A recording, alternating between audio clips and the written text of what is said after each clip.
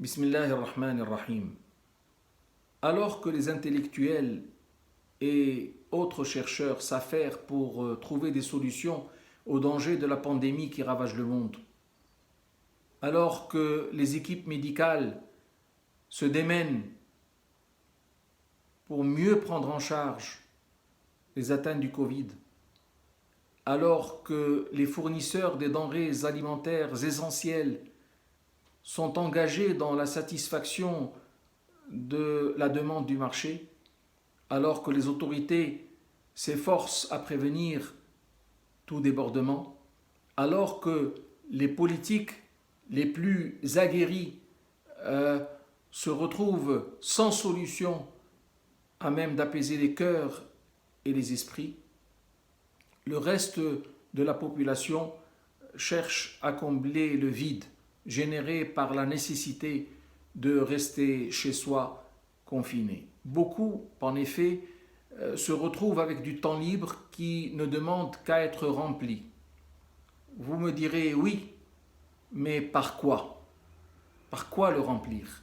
On a beau s'acquitter des tâches ménagères usuelles et honorer le travail de remplacement du devoir habituel, on se retrouve toujours à la fin avec un smartphone en main ou devant un écran d'ordinateur pour lancer un film ou naviguer à travers les réseaux sociaux ou tout simplement attendre que le temps passe pour aller se coucher et rebelote le lendemain. Pourtant, il existe des occupations très utiles et très fructueuses que chacun d'entre nous gagnerait à ne pas négliger. Parmi celles-ci, les 5 prières rituelles qui rythment merveilleusement la journée du croyant, la journée du fidèle, et lui octroient une sérénité sans pareille.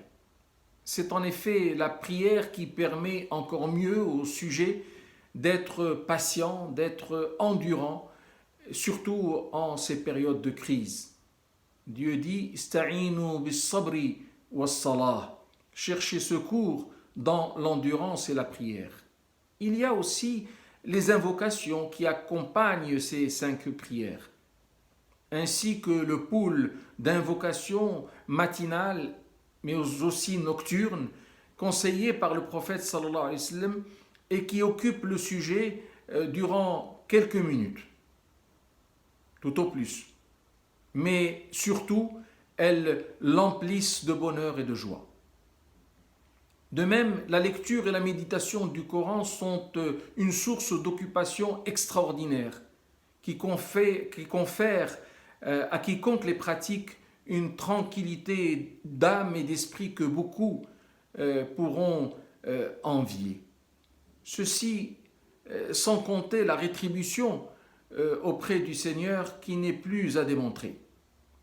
Je ne finirai pas cette allocution sans conseiller aussi la lecture de quelque nature qu'elle soit, car c'est le meilleur moyen de s'épanouir sans perdre de temps.